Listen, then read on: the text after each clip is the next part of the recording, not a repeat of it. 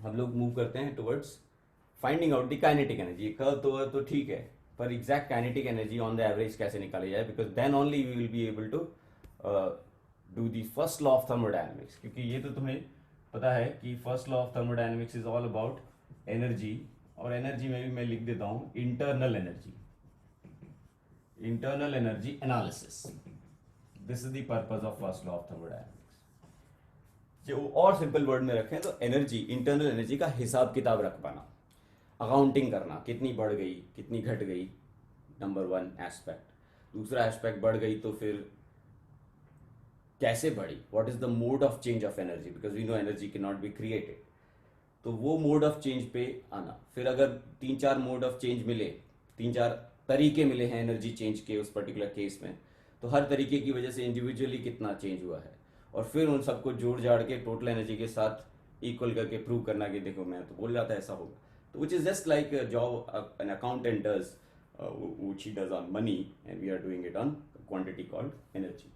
Few things which you need to know from theoretical point of view कि energy एक property of the system है, पहली चीज। और जो चीजें प्रॉपर्टी ऑफ द सिस्टम होती हैं उनको स्टेट फंक्शंस बोलते हैं बच्चों। Every quantity which is a property of the system, ये सिस्टम लिखा है यहाँ पे, property of the system, that is called state functions। फिर बाद में path functions आते हैं। they are not property of the system, they are the property of how the system was interacting with the surrounding during the process। तो वो surrounding के जो parameters हैं वो भी अफेक्ट करते हैं जिन प्रॉपर्टीज को, वो हम लोग फिर पाथ फंक्शंस बोलते हैं। तो और एनर्जी जो होता है किसी भी सिस्टम का, वो हमें पता है सिस्टम की जो करंट स्टेट है उसी की property, and we call it a state function. दूसरा, ये एक्सटेंसिव क्वांटिटी है, ये भी तुम्हें पता होगा,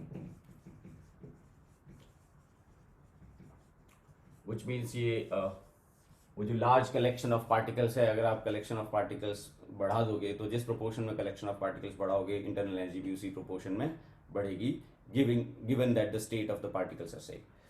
तो अब ये दो तीन जो थियोरेटिकल बात है वो हो गई, लेकिन ज़्यादा इंपॉर्टेंट चीज़ अगर हमें एनर्जी का हिसाब किताब रखना है तो मेरे को एनर्जी का फॉर्मूला चाहिए। सबसे पहला स्टेप ये होना चाहिए, how do I calculate energy, because if I can't calculate energy at any stage तो मैं एनर्जी का हिसाब किताब करूंगा कैसे। अकाउंटेंट को हमेशा पता होना चाहिए कि बैंक में पैसा कितना है, तो पैसे कैलकुलेट करने उसको नहीं आए अगर, तो वो कुछ हिसाब नहीं लगा। तो पहला स्टेप हम यहीं से चालू करें। अगर तुम्हें टोटल इंटरनल एनर्जी कैलकुलेट करनी है तो तुम्हें पता है तुम्हें ऐड करना है kinetic energy of those particles. ठीक है, मॉडल हमें पता है बहुत लार्ज नंबर ऑफ पार्टिकल्स है, they are moving around here and there, and यहाँ पे मैं लिख रहा हूँ potential energy of particles. This potential energy of the particle is due to presence of, लिख देता हूँ, presence of some kind of a force field,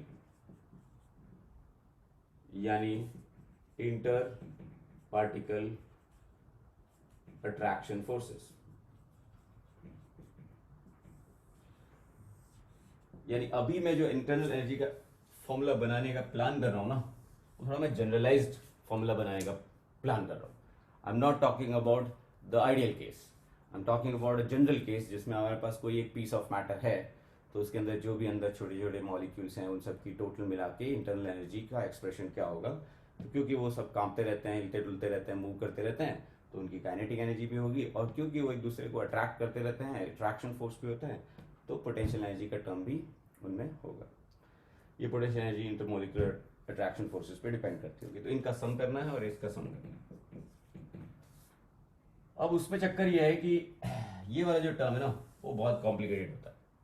इसके कॉम्प्लिकेटेड होने की रीजन भी तुम समझ सकते हो, because it depends on magnitude of attraction forces. जो सब्सटेंस टू सब्सटेंस जैसे जैसे नेचर ऑफ पार्टिकल बदलता है, state of particle, state of substance बदलता है, तो वो बहुत गंदी तरीके से चेंज होता है। तो इसलिए हमारा पहला सिंप्लीफिकेशन ये होगा कि छोड़ो यार दुनिया के सारे सब्सटेंस का एनर्जी एनालिसिस बाद में कर लेना जब बड़े एक्सपर्ट हो जाओ, पहले आप सिंपल आइडियल केस से चालू करो। यानी let's calculate the energy of ideal case. तो उसमें सिर्फ आपको ये निकालना है काइनेटिक एनर्जी। ठीक है, और काइनेटिक एनर्जी कैसे निकालना है मैं यहाँ पे लिख देता हूँ। काइनेटिक एनर्जी निकालने के लिए आपको एक फंडामेंटल प्रिंसिपल यूज करना है जिसको बोलते हैं law of equipartition of energy, उससे आ जाएगा। ठीक है, मैं बता देता हूँ यहाँ पे law of equipartition of energy. ठीक है, अगर हमारे पास बहुत ज़्यादा इनफाइनाइट टाइम हो पढ़ने का तो we can go deeper also कि कहाँ से आया ये लॉ, कैसे उसका लॉजिक है। वो ज़्यादा डिफिकल्ट लॉजिक है नहीं, it is actually coming from the randomness only. कि पार्टिकल्स जब मूव करते हैं तो उनकी जो टोटल मूवमेंट एनर्जी, मूवमेंट वाली जो एनर्जी है, काइनेटिक एनर्जी, रैंडम होने की वजह से हर इंडिपेंडेंट कोऑर्डिनेट की वजह से कंट्रीब्यूशन इक्वल होता है। That is the sentence. अब मैं सेंटेंस थोड़ा ठीक से लिख देता हूँ कि law of equipartition of energy says that the kinetic energy due to each independent degree of freedom is 1/2 kT। ठीक है, ये है हमारा पहला फॉर्मूला एनर्जी का। ठीक है, इससे ही हमें हमारा ये फॉर्मूला बन जाएगा। तो ईच डिग्री ऑफ फ्रीडम, अगर आप डिग्री ऑफ फ्रीडम काउंट कर दो तो हाफ kT से मल्टीप्लाई करके आपको काइनेटिक एनर्जी आ जाएगी। On the average kinetic energy क्या है। तो फिर मैं यहाँ पे डिग्री ऑफ फ्रीडम, और फिर मैं वो याद दिलाऊंगा तो भी बार बार कि लोगों ने ये जो थ्योरी है वो लगाई, और थ्योरी लगा के फिर बाद में एक्सपेरिमेंट चेक किया और देखा कि मैच हो रही है कि नहीं। जहाँ जहाँ मैच हो रही है खुश हो गए, जहाँ नहीं हुआ फिर थोड़ा उन्होंने मॉडिफाई किया। तो दिस इज लिटिल इंपॉर्टेंट जो यहाँ पे अपन कर रहे हैं। तो ये मैं जब यहाँ पे लिखूंगा तो मेरे को चाहिए half kT multiplied by degrees of freedom. कि तुम जानते हो बोल्ट्जमैन कांस्टेंट है। इससे एक चीज तो क्लियर हो गई, पहली इंपॉर्टेंट चीज, कि जो kinetic energy, internal kinetic energy होती है पार्टिकल्स की वजह से किसी सब्सटेंस की, that is only and only a function of temperature and how many degrees of freedom the particle has. अभी मैं तुम्हें डिग्रीज ऑफ फ्रीडम की बात बोल देता हूँ। अगर आपके पार्टिकल्स मोनोएटॉमिक हैं, यानी सिंगल पार्टिकल है, तो ऑब्वियसली डिग्रीज ऑफ फ्रीडम 3 होंगे, क्योंकि एक पॉइंट मास के इंडिपेंडेंट कोऑर्डिनेट्स जो हैं 3 डायमेंशनल स्पेस में, how many coordinates you need to describe the position of a single mass, वो सिंगल पॉइंट, वो हमें पता है XYZ 3। तो मैं यहाँ पे लिखता हूँ कि जब लोगों ने मोनोएटॉमिक आइडियल गैसेस के ऊपर ये मॉडल लगाया तो आंसर आया half kT into 3। This is per particle energy I am calculating and it matched with the experiments. Experiments में उन्होंने चेक किया कि टेम्परेचर चेंज करते हैं और काइनेटिक एनर्जी चेंज करते हैं, क्या रिलेशन आता है, क्योंकि both were measurable and they found the answers very well nicely matched up. लेकिन जब उन्होंने ये चीज़ डायटोमिक पे लगाई, मैं डायटोमिक मॉलिक्यूल्स ले रहा हूँ, तो काफ़ी इंटरेस्टिंग हो जाता है। डायटोमिक सिस्टम्स में आपको हाफ kT और आपको डिग्री ऑफ फ्रीडम चेक करनी, तो वो मैं यहाँ पे, ये तो लिखा है सबने, ठीक है। तो डायटोमिक सिस्टम जो है उसमें 2 पॉइंट मासेस हैं और दोनों के बीच में एक मजबूत सा बॉन्ड होता है। तो हमें पता है 3 तो डिग्रीज ऑफ फ्रीडम हो गए due to translational motion of this system. यानी ये जो मैंने लिखा है ये बेसिकली हाफ, जैसे सपोज वो H2 का मॉलिक्यूल था, mass of H2 into VCM square का एवरेज लिखा है। अगर यहाँ इतना इतना पार्ट देखें, ठीक है, इसमें कोई डाउट है तो बताओ। इसको हम लोग translational kinetic energy of diatomic molecules बोलेंगे, क्योंकि ट्रांसलेशनल VCM के हमें पता है, VCM एक CM एक पॉइंट होता है, पॉइंट होता है, और पॉइंट के डिग्रीज ऑफ फ्रीडम हमें पता है 3 होते हैं, अभी ऊपर भी लिखा है। लेकिन apart from that you have to take some more values also, और वो होंगे due to 2 more degrees of freedom, जिनको हम रोटेशनल डिग्रीज ऑफ फ्रीडम बोलते हैं। And you can easily prove के रोटेशनल डिग्रीज ऑफ फ्रीडम 2 कैसे होंगे, बिकॉज ये वाला जो पार्ट है, इसको लिख भी देता हूँ। ये वाला जो पार्ट है, ये हाफ MH2 VCM स्क्वायर नहीं है, ये है half I of H2 omega square on the average. तो इसमें काफ़ी क्लियर दिखा होगा तुम्हें कि अगर मैं ये एक्सिस लूँ जो दोनों एटम्स से पास होती है, उस एक्सिस के अबाउट I जो होगा H2 का वो 0 होगा, because both those dots are point masses, उनकी कोई रेडियस नहीं। तो जब I 0 है तो obviously contribution to the kinetic energy भी 0 होगा। तो ये वाला डिग्री चला गया फ्रीडम का, मतलब इस एक्सिस के अबाउट घूम के ये काइनेटिक एनर्जी रख नहीं सकता। तो होने तो 3 चाहिए थे आइडियली, क्योंकि हमें पता है रोटेशनल मोशन के भी 3 इंडिपेंडेंट डिग्रीज ऑफ फ्रीडम होते हैं कि rotating about X axis, rotating about Y axis, rotating about Z axis, these are 3 mutually perpendicular axis. तो हमने वो एक एक्सिस निकाल दी, क्योंकि इट्स जस्ट लाइक सेइंग कि एक पॉइंट मास जो है वो अगर एक प्लेन पे मूव करेगा तो उसके डिग्रीज ऑफ फ्रीडम 3 नहीं होंगे, हमें पता है 2 ही होंगे, क्योंकि वो उसका X coordinate Y coordinate vary कर सकता है पर जेड कोऑर्डिनेट वेरी नहीं कर सकता। तो ये पार्ट क्लियर हो गया। और फिर यहाँ पे एक और टर्म में डाल रहा हूँ, तो वो तो थोड़ा टर्म सोच के डालेंगे, पहले ये तो लिख दो, ठीक है।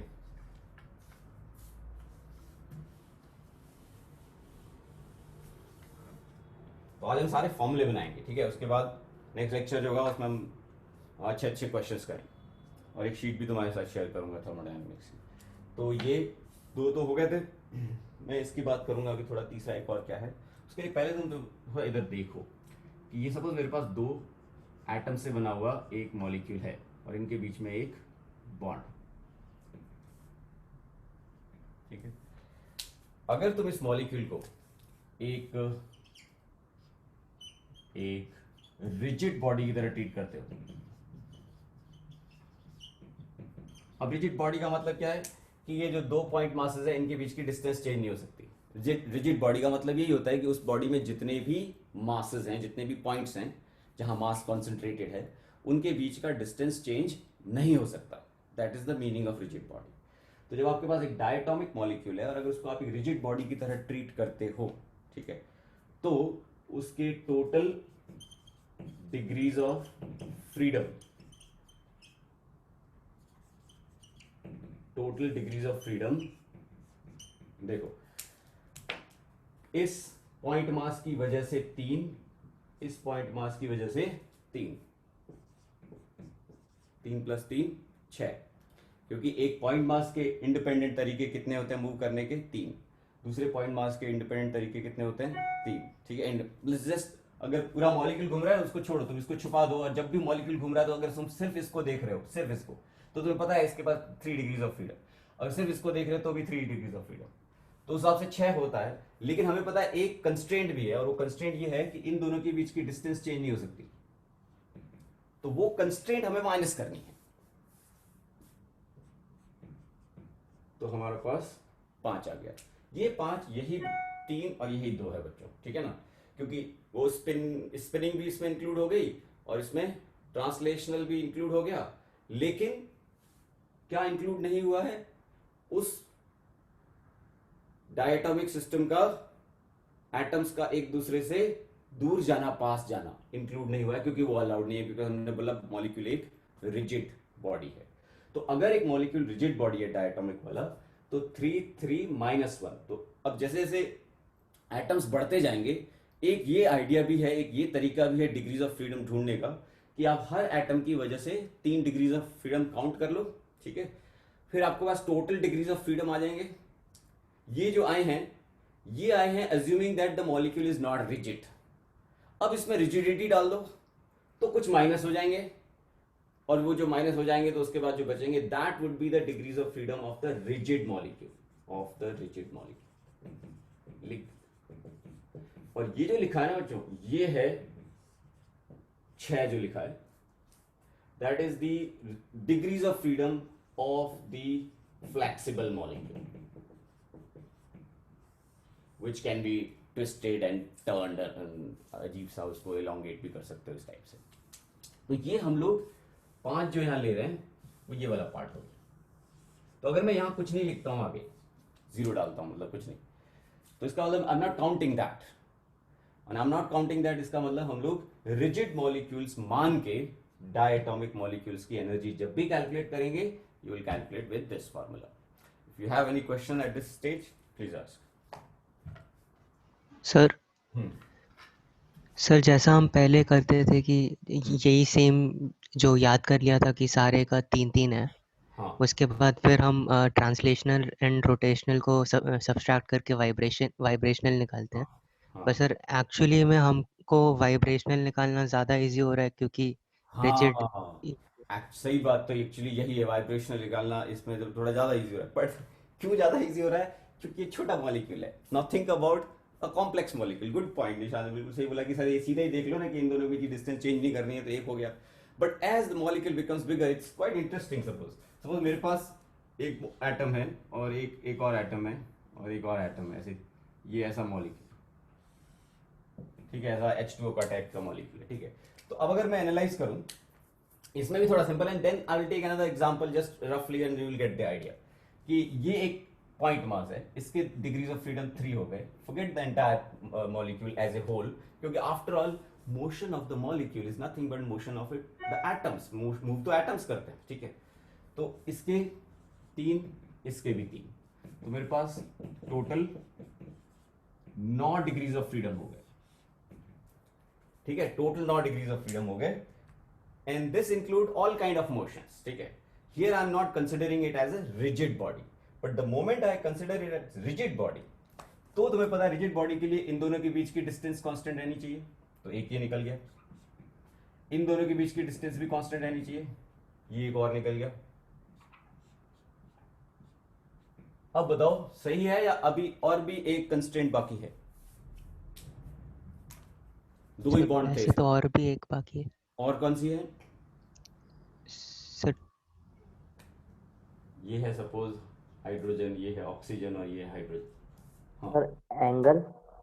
एंगल, हाँ वेरी गुड, शाबाश. कि भाई यहाँ पे बॉन्ड तो नहीं है इस H और H के बीच में, मानता हूं मैं. लेकिन हमें पता है केमिकल बॉन्डिंग ने सीखा है कि जो बॉन्ड एंगल है वो भी चेंज नहीं हो सकता इजीली किसी मॉलिक्यूल के अंदर. You can't change it, you can't twist it. इसका मतलब इन दोनों के बीच की जो डिस्टेंस है, there is no physical bond there which is actually binding the two. कोई यहाँ ऑर्बिटल नहीं है, कोई इलेक्ट्रॉन नहीं है जो इनको बाइंड करके रखे. लेकिन हमें पता है ये डिस्टेंस भी चेंज नहीं हो सकती, तो वो भी माइनस करना पड़ेगा. ये भी मैं ऐसे पिंक कलर में. तो ये जो 3 माइनस कर रहे हो ना, ये हो गए तुम्हारे वाइब्रेशनल डिग्रीज ऑफ फ्रीडम. ये जो हो गए ना, ये है टोटल डिग्रीज ऑफ फ्रीडम, लिख देते हैं ऊपर. और ये 3 हो गए वाइब्रेशनल डिग्रीज ऑफ फ्रीडम. तो अगर आप बॉडी को यानी मॉलिक्यूल को फ्लेक्सिबल मॉलिक्यूल कंसिडर करो, तब तो 9 डिग्रीज ऑफ फ्रीडम हो जाएंगे इस ट्राइएटॉमिक मॉलिक्यूल के. लेकिन अगर आप उसको एक रिजिड बॉडी की तरह ट्रीट करो तो 9 में से तुम्हें 3 माइनस करने पड़ेंगे और बचेंगे सिर्फ 6 ना. अब निशान बोला था कि ये तो इजी है, ये निकालना तो इजी है, आप यही निकाल लो, फिर ऐसा कर लो.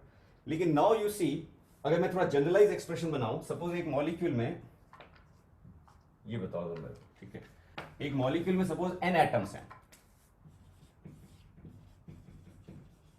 बड़ा सा मॉलिक्यूल, जैसे बेंजीन का मॉलिक्यूल n की वैल्यू 12 हो गई, तो उसके टोटल डिग्रीज ऑफ फ्रीडम हो जाएंगे 3n. बहुत easy, total degrees of freedom निकालना बहुत आसान है. अब अगर मैं पूछूं कि इसके टोटल डिग्रीज ऑफ फ्रीडम क्या होंगे, तो निकाल दिया ना, अभी क्या करना है? Considering it to be a rigid body, मतलब वाइब्रेशनल एक्सेप्ट नहीं करना है, तो मुझे 3n में माइनस करना पड़ेगा. क्या माइनस करना पड़ेगा तुम्हें पता है कि ऐसे ऐसे कितने रेस्ट्रिक्शंस है वो माइनस करने पड़ेंगे. तो अगर बहुत सारे एटम्स हैं तो मुझे बताओ ये टर्म जो होगा वो क्या होगा. जैसे इस केस में 3 था, ठीक है, कि ये कांस्टेंट रहना चाहिए, ये कांस्टेंट रहना चाहिए और ये भी कांस्टेंट रहना चाहिए.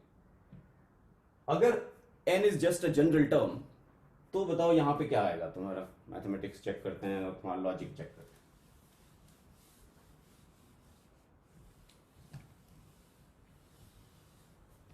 What it should be? Sir NC2.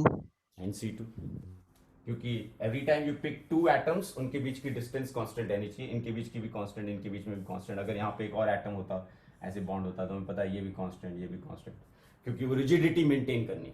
तो if a body has suppose infinite points, तो तुम सबके वो NC2 लेते हैं. NC2 n into n minus 1/2. Now think about your answer very nicely again. Do you think it is correct? No sir. क्या गलत है? कैसे पता चला तेरे सर को कि ये करेक्ट नहीं है? सर इसमें स्क्वायर का टर्म आ रहा है, हाँ मतलब टोटल कांस्टेंट नहीं रह रहा रिजिड का, जो कि रहना चाहिए. हाँ, कांस्टेंट, कांस्टेंट थोड़ा नेगेटिव हो जाएगा थोड़ी देर में, because this is linear and this is quadratic. तुम इसके अंदर n इक्वल टू 10 डालो, 30 minus 10 into 9/2, 45. -15 degrees of freedom. This is nonsense, ऐसा कैसे हो सकता है? तो ऐसा क्यों हो रहा है? ये NC2 वाला लॉजिक क्यों नहीं वर्क कर रहा, बताओगे?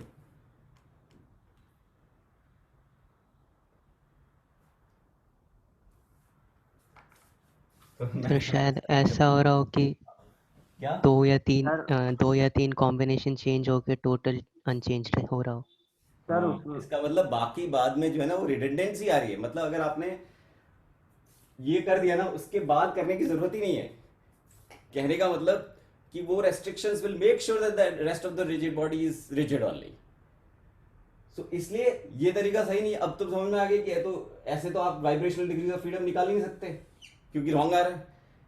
इसलिए तूने बोला ना कि वाइब्रेशनल डायरेक्ट निकाल दो NC2 करके, पर नहीं निकाल पाएंगे। तो इट इज बेटर कि पहले आप टोटल डिग्रीज ऑफ फ्रीडम निकाल दो और उसमें से फिर रोटेशनल और ट्रांसलेशनल माइनस कर दो, तो जो बच्चे वो हो गए वाइब्रेशनल डिग्रीज ऑफ फ्रीडम। तो what is the final conclusion? अगर कुछ बच्चे कंफ्यूज हो रहे हैं तो बहुत सिंपल है, आपको टोटल डिग्रीज ऑफ फ्रीडम, ठीक है, considering it a flexible molecule,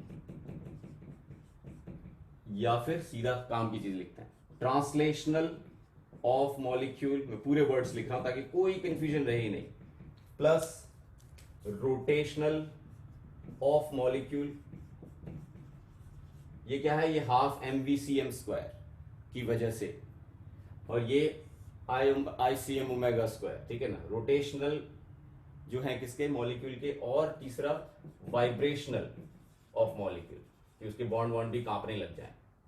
ये सारे मिला दो तो वो होते हैं 3 times number of atoms. Just have to see the molecularity, उसकी क्या है, उसके अंदर एटम एटॉमिसिटी क्या है वो चेक करो।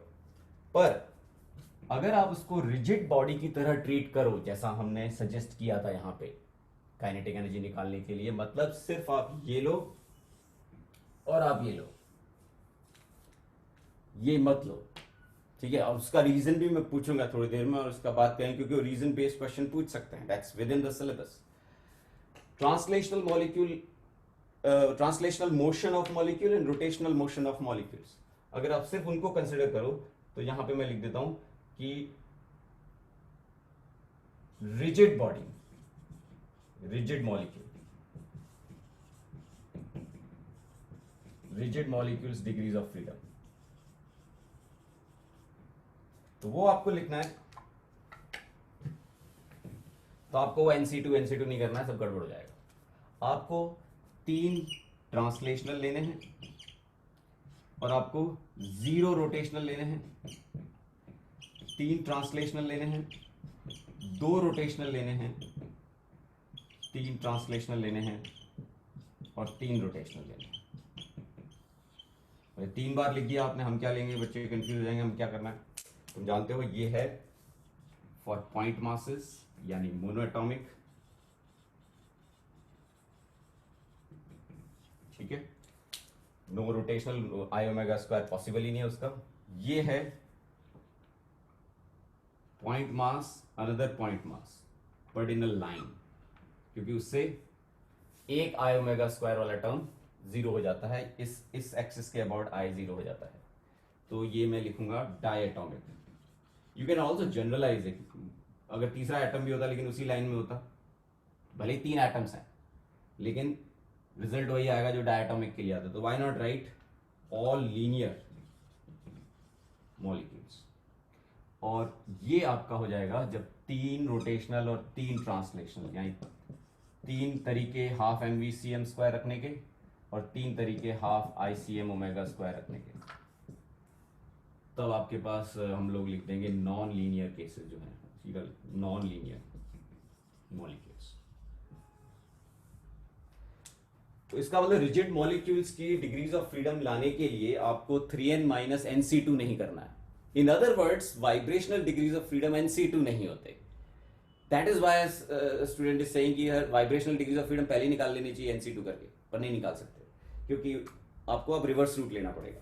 अब अगर आप जानना चाहते हो या वो जानना चाहते हैं, JEE एडवांस वाले कभी पूछने कि एक मॉलिक्यूल के वाइब्रेशनल डिग्रीज ऑफ फ्रीडम होते कितने हैं, तो मैं तीसरी लाइन लिख देता हूं। ये तो हो गया रिजिड मॉलिक्यूल्स के डिग्रीज ऑफ फ्रीडम, यानी एक्सक्लूडिंग दी वाइब्रेशनल, ये इन दोनों का समाया, देखो दोनों का सब, 3 ही केसेस बनते हैं।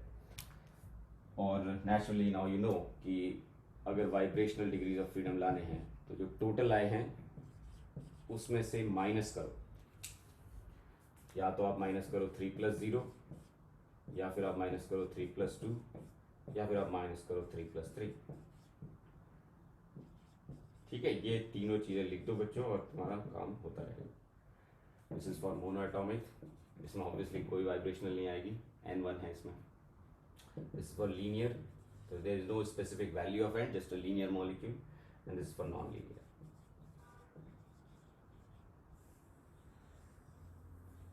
So I'm taking a lot of time to actually go through this because अगर conceptual question आएगा तो तुम्हारे concept वहाँ पे हिलेंगे नहीं, पे तुम्हें मालूम थ्योरी मालूम है, प्रिंसिपल मालूम, learn the principle, learn the strategy. उसके बाद न्यूमेरिकल क्वेश्चंस तो जैसे हम शीट भी देंगे तुम्हें तो तुम उसमें करोगे, फिर उसमें से डाउट्स पूछोगे, तो we can save a lot of time on that. So इसलिए फॉर्मली समझ में आया है तो हाँ हाँ करो, नहीं आया तो पूछ लो जो पूछना है। यही तरीका, स्ट्रेटजी यही होगी निकालने की वाइब्रेशनल डिग्रीज ऑफ फ्रीडम। तो काइनेटिक थ्योरी ऑफ गैसेस में सबसे इंपॉर्टेंट पार्ट यही है, बाकी इसके अलावा कुछ है नहीं हमें पता। वो थ्योरी की पॉइंट्स जो है इलास्टिक कोलिजन होते हैं, वो तो बच्चा बच्चा जानता है, आजकल जो पढ़ाई करेगा फाउंडेशन कोर्स के जो बच्चे हैं वो भी जानते हैं, उसमें कौन सी बड़ी बात। But knowing the value of kinetic energy पर पार्टिकल, काइनेटिक एनर्जी पर पार्टिकल का फॉर्मूला जानना, उसका कंस्ट्रक्शन कैसे होता है वो जानना, ये था। तो उस वजह से अब हम बोल सकते हैं कि जो काइनेटिक एनर्जी पर पार्टिकल है, तुम जानते हो हम क्यों निकाल रहे हैं ये, ताकि हमें एनर्जी का फॉर्मूला मिल जाए। तो काइनेटिक एनर्जी पर पार्टिकल जो है वो क्लियरली अब आप लिखोगे कि हाफ KT ले लो 3 बार, हाफ KT ले लो, मैं ऐसे लिख, कभी 0 बार, कभी 2 बार, कभी 3 बार, 0,2,3, you have to select on basis of what is going on, ठीक है। और यहाँ पे मैं एक तीसरा टर्म डाल रहा हूँ, ठीक है, half KT into vibrational degree of freedom.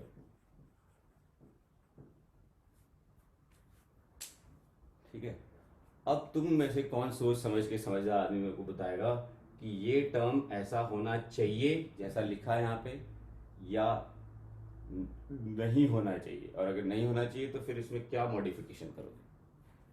That's a very very crucial question, think a lot. हम टोटल मैकेनिकल एनर्जी निकाल रहे हैं, तो क्या लॉजिक है, mechanical energy due to half mvcm², mechanical energy due to half ICM ω², mechanical kinetic energy, and then this is also term there which is vibration की वजह से क्या आता है। तो ये टर्म यहाँ पे जैसा मैंने लिखा है वैसा ही होना चाहिए। If you would like to change it, if you would like to change it, then what would you like to change.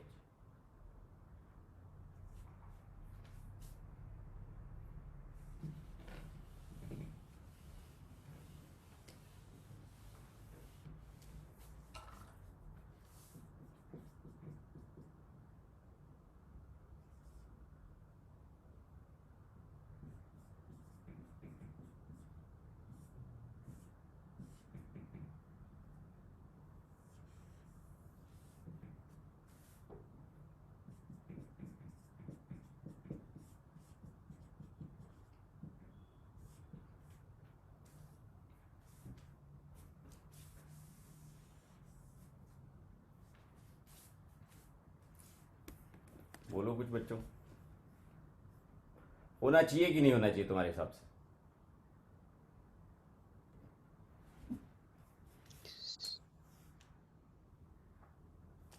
Sir होना चाहिए, मतलब एक टर्म तो रिप्रेजेंट करना चाहिए उसको, पर ये नहीं होना चाहिए। तो ये एक अच्छा आंसर है, ठीक है, होना तो चाहिए क्योंकि वाइब्रेट करते होंगे मॉलिक्यूल्स, मतलब रिजिड बॉडीज तो होते नहीं है। मतलब पहले हम चेक करेंगे कि होना चाहिए कि नहीं होना चाहिए, चेक कैसे करें, बोले पहले चेक करो मॉलिक्यूल्स रिजिड बॉडी होते हैं कि नहीं। अगर मॉलिक्यूल्स रिजिड बॉडी होते हैं तब तो नहीं होना चाहिए, उड़ा दो, काय का वाइब्रेशन, कोई वाइब्रेशन नहीं। पर अगर मॉलिक्यूल्स रिजिड बॉडी नहीं होते हैं तो होना चाहिए। तो let's answer this question first. Answer is clearly molecules are not rigid body, ठीक है। बॉन्ड लेंथ कोई कांस्टेंट नहीं होती, मॉलिक्यूल्स वाइब्रेट करते हैं, every molecule is an oscillator. इसका मतलब पहला जवाब तो मिल गया। क्योंकि मॉलिक्यूल्स रिजिड बॉडी नहीं होते, वाइब्रेट करते हैं, उनके बॉन्ड्स कांपते हैं, तो ये टर्म होना चाहिए। अब निशान से ही पूछेंगे, अगर ये होना चाहिए तो ये ऐसा क्यों नहीं होना चाहिए, जैसा मैंने लिखा। क्यों- क्योंकि सर जो डायनामिक्स है हर एक मूवमेंट के पीछे हम्म वो डिफरेंट है इस केस में। जैसे अगर हम बोलते हैं कि लीनियर मोशन हो रहा है, रोटेशनल हो रहा है, तो हम्म उसके पीछे का जो रीज़न है वो है क्योंकि हमने एनर्जी दी होगी पहले से। लेकिन ये जो वाइब्रेशनल हो रहा है वो उनके बीच के इंटरेक्शन की वजह से हो रहा है। नहीं तो नहीं, हाँ यहाँ पे थोड़ा करेक्ट, हाँ exactly, I want this discussion to go on ताकि तुम्हारी अंडरस्टैंडिंग फर्म और बढ़िया बन जाए। जब ये वाइब्रेशंस होते हैं तो कैसे होते हैं, कोई जाके वहां पे फिजिकली तो ऐसे ऐसे करता नहीं है, हमें पता मॉलिक्यूल्स आपस में टकराते हैं, उसी की वजह से वाइब्रेट होते हैं। मतलब एक कोई रिजिड बॉडी है, अगर कितनी बार टकराए तो हमें पता है वो डिफॉर्म नहीं होगी, but because the molecules are not rigid body, तो whenever they hit each other they get vibrations. अब मुझे बताओ, ये जो ट्रांसलेशनल काइनेटिक एनर्जी है और ये रोटेशनल काइनेटिक एनर्जी, ये वाली काइनेटिक एनर्जी मॉलिक्यूल्स आपस में कैसे एक्सचेंज करते हैं? Through collisions. Vibrational kinetic energy which is also mechanical energy, actually वो भी काइनेटिक एनर्जी है ना, ये तो मानते हो, ठीक है। Yes sir. तो वो काइनेटिक एनर्जी भी थ्रू एक्सचेंज कैसे करते होंगे? Through the collisions. और हमारा थ्योरी क्या बोल रहा था, law of equi partition of energy क्या बोल रहा था? वो स्टैटिस्टिकल और मैकेनिकल कंक्लूजन ये था कि यार सारी कोलिजंस रैंडमली होती है, तो नेचुरली जितना एनर्जी भरेगा on an average translational mode में, और जितना भरेगा रोटेशनल मोड में, और जितना भरेगा वाइब्रेशनल मोड में, that will be equally divided in each degree of freedom. That was the principle of the kinetic theory of gases. So if you go by the kinetic theory of gases के principle, then answer is it should be like that. Only one modification. And now just watch carefully, because if they ask this, because this can be asked, because this is a very fundamental principle and it is within the JEE syllabus, ऐसा नहीं है कि out of syllabus है। मैं तुम्हें correct करके बताता हूं क्या, कि एज पर काइनेटिक थ्योरी ऑफ गैसेस, मतलब मैकेनिक्स एंड स्टैटिस्टिक्स, यही यूज करना है, और कुछ नहीं पता। आज हमने स्टार्टिंग में बोला था, एज पर the mechanics and kinetic statistics, clearly मैं लिख रहा हूं, ये टर्म होना चाहिए half K T into vibrational degrees of freedom, नहीं फुल के T into vibrational degrees of freedom. It should be like that. अब सोचो ये सही है, तो बताओ ये फुल के टी कैसे आ रहा है? तो आप पार्शियलिटी हो गई, लॉ ऑफ इक्वी पार्टीशन बोला था। वाइब्रेशनल डिग्रीज ऑफ फ्रीडम को डबल वेटेज क्यों दिया जा रहा है? What could be the reason?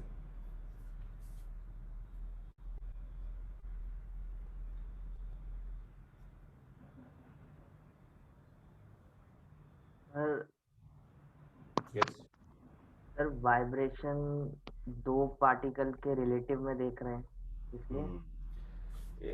Again हाँ, थोड़ा अच्छा है पूछ रहे हो, तो अच्छा है, ताकि थोड़ा डॉगमास जो है दिमाग में जो है तुम थोड़ा विजनरी सोचने लग जाओ। ये जो वाइब्रेशनल डिग्रीज ऑफ फ्रीडम अपन ले रहे हैं, ये सिर्फ दो पार्टिकल के लिए नहीं, जनरल केस है, तुम जानते हो right. They can be vibrational degrees of freedom can be very high. जैसे बेंजीन है, बेंजीन में क्या होगा देखो, 3 इंटू 12 36, 36 में से 6 निकाल दो, रिजिड बॉडी में रोटेशनल ट्रांसलेशनल 36 में से 6 निकालोगे, 30 बचेंगे, 30 वाइब्रेशनल डिग्रीज ऑफ फ्रीडम, यानी बहुत सारे बॉन्ड्स हैं जो कांपेंगे। इट्स नॉट अबाउट जस्ट 2, ठीक है। हम यहां पे बोल रहे हैं, मेरा क्वेश्चन ये नहीं कि कितने बॉन्ड कांप रहे हैं, वो नहीं है, वो तो हम पहले ही निकाल चुके हैं।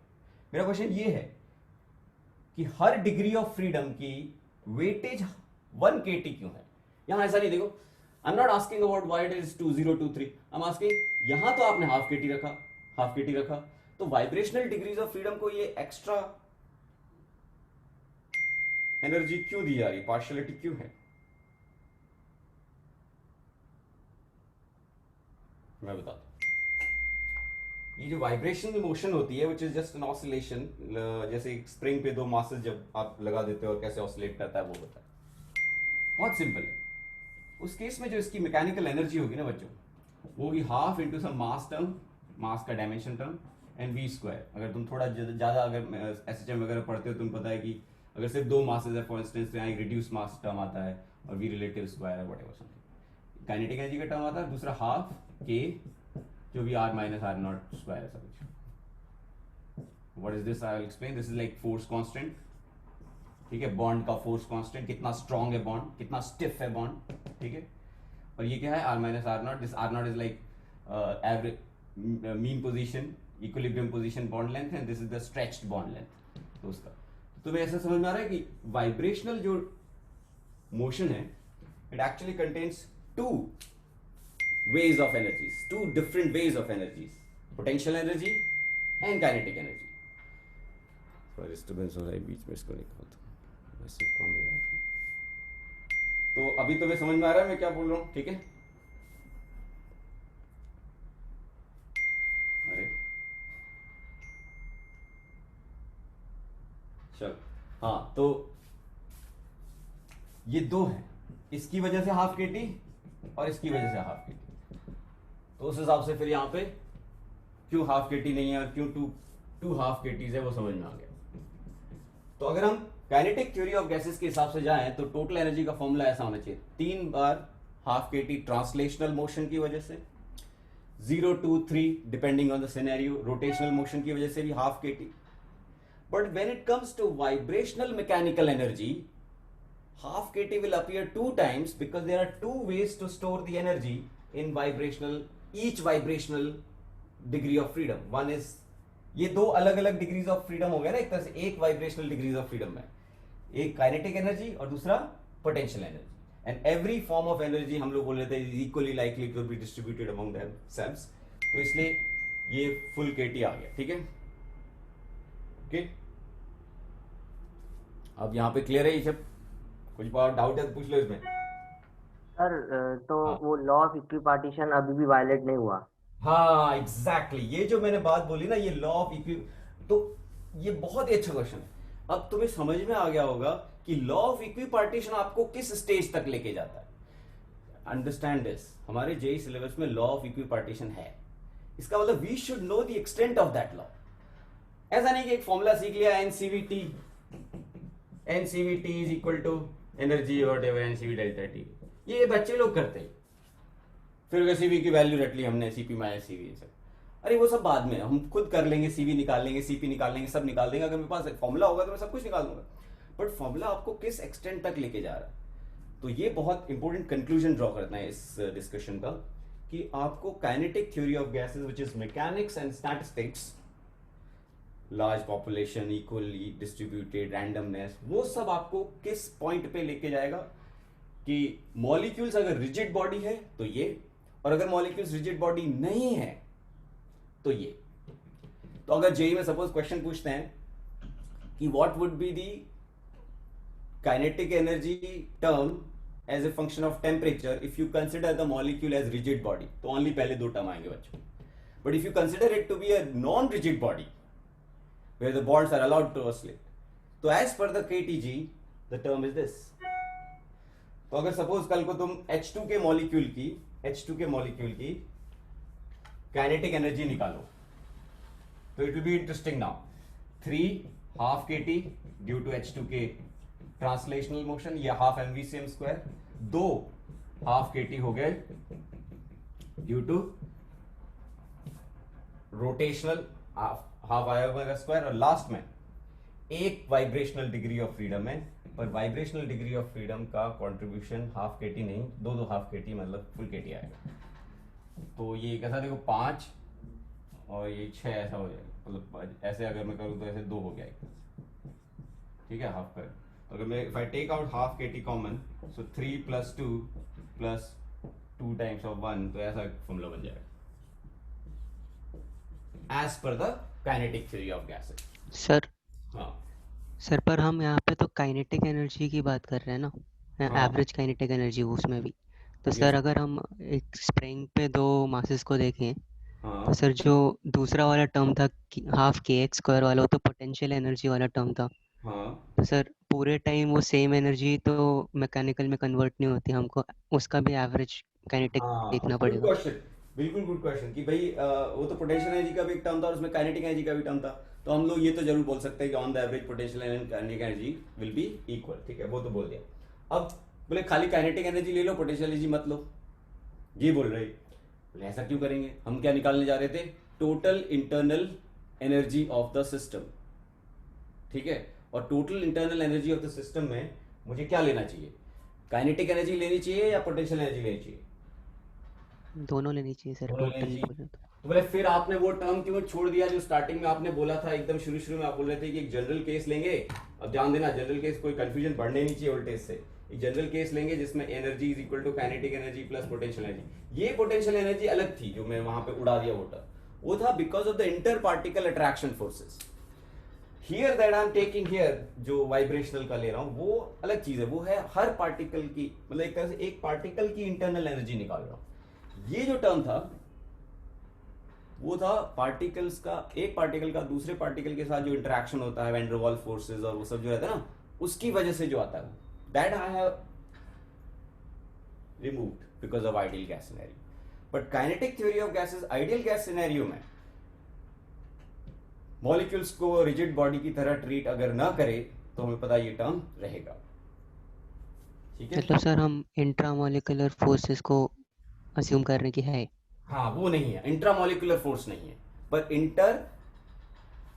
मतलब इंटरमोलिकुलर नहीं है पर इंट्रामोलिकुलर है, मतलब बॉन्ड्स तो वाइब्रेट कर रहे हैं ना, वो तो फोर्स के थ्रू ही कर रहे हैं। ये जो के मैंने डाला था फॉर्मूले में वो फोर्स कांस्टेंट के था, ठीक है।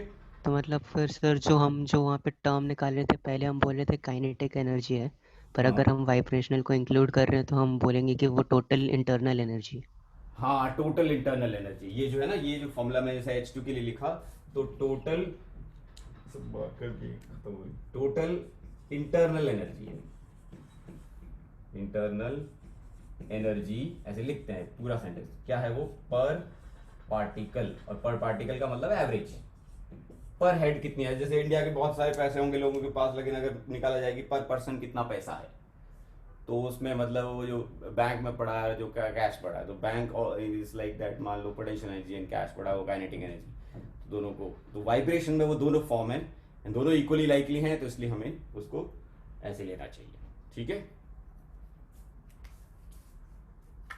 और भी कुछ है तो पूछ लो, पर अब फॉर्मूला कम से कम ये तो बन गया। अब हमें ये चीज टेस्ट करनी है, ये considering it to be rigid body,